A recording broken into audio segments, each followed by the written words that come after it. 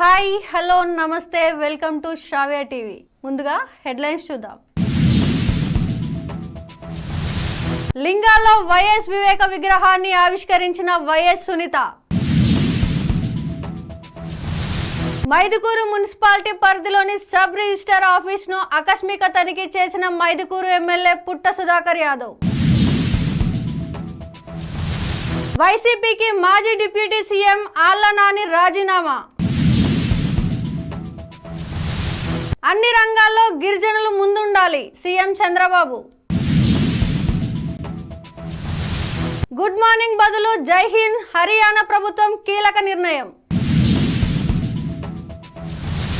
Banking చట్టాల bill 2024ను Lok Sabha ప్రవేశపెట్టిన ఆర్థిక మంత్రి నిర్మలా సీతారామన్. నిజమైన యోధుడు నీరజ్ చోప్రా మంత్రి Atchannaidu interesting tweet.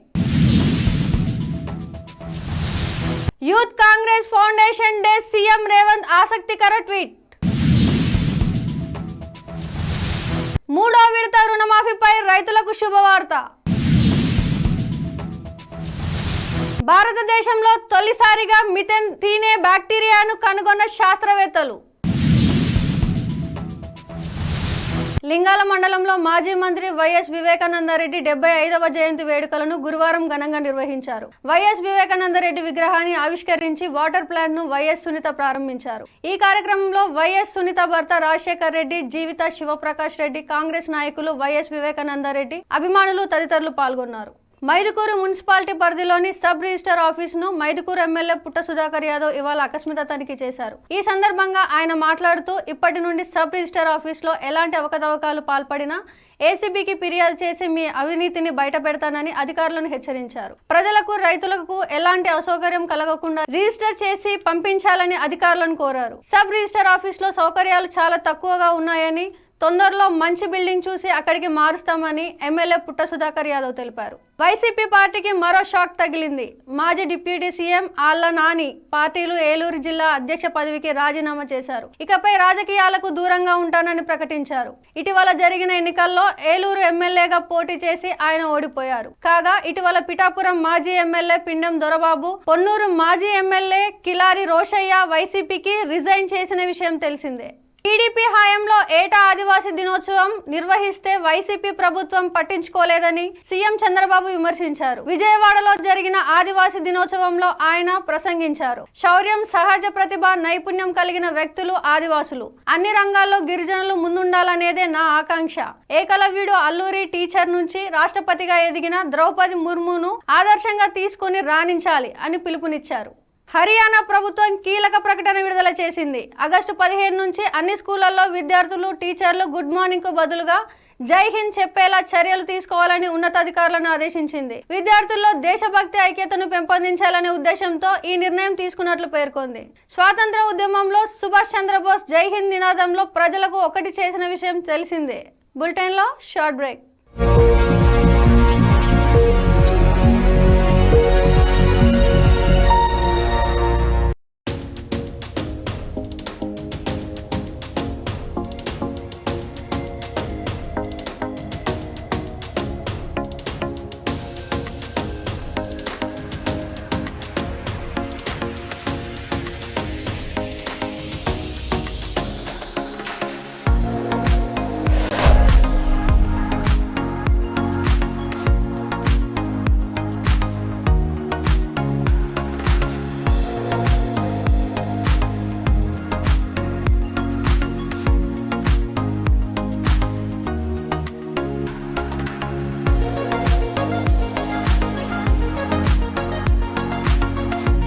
Welcome to Ramesh Dental Care. This is Dr. Ramesh, MDS, Conservative Dentist and Endodontist.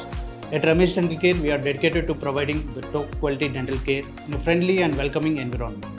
Our team of experienced dentists and staff prioritize your oral health and comfort zone above all else. Services we offer here are routine dental checkups and cleanings, fillings, crowns and bridges, root canal treatments, advanced dental implants, advanced dental laser surgeries, tooth whitening and cosmetic dentistry, orthodontic treatments including braces and invisible aligners.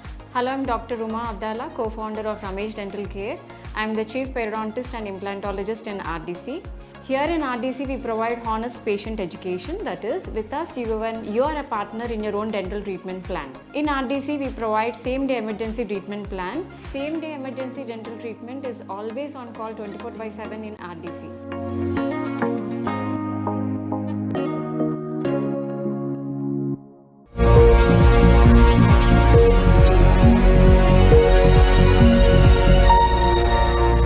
Welcome back. Banking చట్టాల bill 2024ను ప్రస్తుతం జరుగుతున్న లోక్సభ సమావేశంలో ఆర్థిక మంత్రి నిర్మలా సీతారామన్ శుక్రవారం ప్రవేశపెట్టారు. ఈ bill భారతీయ reserve bank చట్టం 1934, బ్యాంకింగ్ నియంత్రణ చట్టం 1949, స్టేట్ బ్యాంక్ ఆఫ్ ఇండియా చట్టం 1955 వంటి వాటిని సవరించడానికి ఉద్దేశించింది. దీనిలోనే బ్యాంకు ఖాతాల నామినీల సంఖ్యను 4 వరకు పెంచేలా అనుమతించే ప్రతిపాదనలు కూడా ఉన్నాయి. అలాగే బ్యాంక్ డైరెక్టర్షిప్ల కోసం వాటా పరిమితి 5 లక్షల నిర్మలా సీతారామన్ని 2 కోట్లకు పెంచేలా బిల్లులో పేర్కొన్నారు.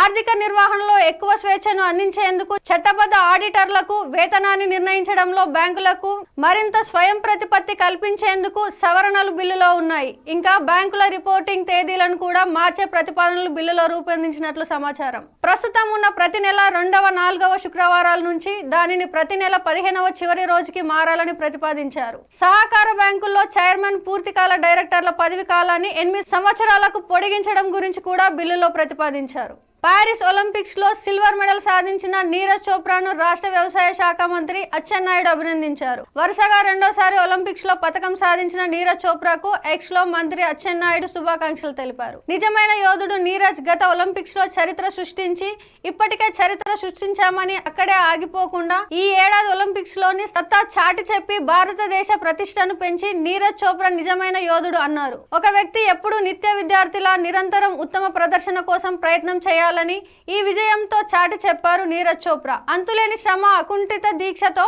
వరుసగా 2వ ఒలింపిక్స్ లో దేశానికి పతకాన్ని అందించిన నీరజ్ చోప్రాకు రాష్ట్ర ప్రజల తరపున హృదయపూర్వక అభినందనలని మంత్రి అచ్చెన్నాయుడు శుక్రవారం ఎక్స్ లో ట్వీట్ చేశారు. కాంగ్రెస్ పార్టీ యువజన విభాగమైన యూత్ కాంగ్రెస్ ఫౌండేషన్ డే సందర్భంగా ముఖ్యమంత్రి రేవంత్ రెడ్డి శుభాకాంక్షలు తెలిపారు. ఈ మేరకు ఆయన ట్విట్టర్ వేదికగా పేర్కొన్నారు. 139 ఏళ్లుగా ప్రతి జనరేషన్ కొత్త రక్తాన్ని కాంగ్రెస్ నుదుటి తిలకంగా దిద్దుతోందని తెలిపారు. ఈ దిగ్విజయ స్థానంలో కీలకమైన యువతరానికి యూత్ కాంగ్రెస్ ఫౌండేషన్ డే శుభాకాంక్షలు అంటూ వెల్లడించారు. 3వ విడత రుణమాఫీపై డిప్యూటీ సీఎం బట్టి విక్రమార్క రైతులకు శుభవార్త చెప్పారు. ఆగస్టు 15న 3వ విడత రుణమాఫీ చేస్తామని తెలిపారు. వైరాల్లో జరిగే సభలో సీఎం రేవంత్ రెడ్డి, మంత్రులు, ఎమ్మెల్యేలు అందరూ పాల్గొంటారని అన్నారు. ఖమ్మం జిల్లా వైరా నుండే రుణమాఫీ జరగనుందని, ఇది రైతుల అదృష్టమని బట్టి విక్రమార్క చెప్పారు. పశ్చిమ భారతదేశంలోని వరి పొలాలు, సారవంతమైన నేలల్లో మెథనోట్రోప్స్ అని పిలువబడే మెథెన్ తినే బ్యాక్టీరియాను భారతదేశం మొట్టమొదటిగా శాస్త్రవేత్తలు కనుగొన్నారు. ఈ నేపథ్యంలో శాస్త్రవేత్తలు మిథైలోక్యూమిస్ ఒరిజే అనే నవల జాతి మరియు మెథెనోట్రోఫ్ల జాతులను వేరు చేసి కూడా వివరించారు. ఈ బ్యాక్టీరియా అనేది మిథేన్ 2వ అత్యంత ముఖ్యమైన గ్రీన్ హౌస్ వాయువు. కార్బన్ డైఆక్సైడ్ కంటే 26 రెట్లు ఎక్కువ గ్లోబల్ వార్మింగ్ సామర్థ్యాన్ని కలిగి ఉంటుంది. హెడ్లైన్స్ మరోసారి చూద్దాం. లింగాల్లో వైఎస్ వివేక విగ్రహాన్ని ఆవిష్కరించిన వైఎస్ సునీత.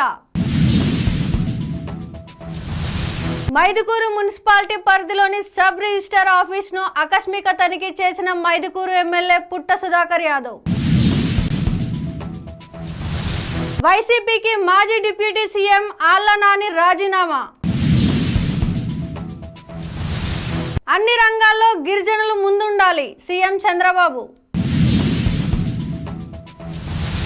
గుడ్ మార్నింగ్ బదులు జై హింద్, హర్యానా ప్రభుత్వం కీలక నిర్ణయం. బ్యాంకింగ్ చట్టాల బిల్లు 2024ను లోక్సభ ప్రవేశపెట్టిన ఆర్థిక మంత్రి నిర్మలా సీతారామన్. నిజమైన యోధుడు నీరజ్ చోప్రా, మంత్రి Atchannaidu interesting tweet. Youth Congress foundation day, CM Revanth ఆసక్తికర ట్వీట్. 3వ విడత రుణమాఫీపై రైతులకు శుభవార్త. భారతదేశంలో తొలిసారిగా మిథెన్ తినే బ్యాక్టీరియాను కనుగొన్న శాస్త్రవేత్తలు. ఇవి ఇప్పటివరకున్న అప్డేట్స్. కీప్ వాచింగ్ శ్రావ్య టీవీ.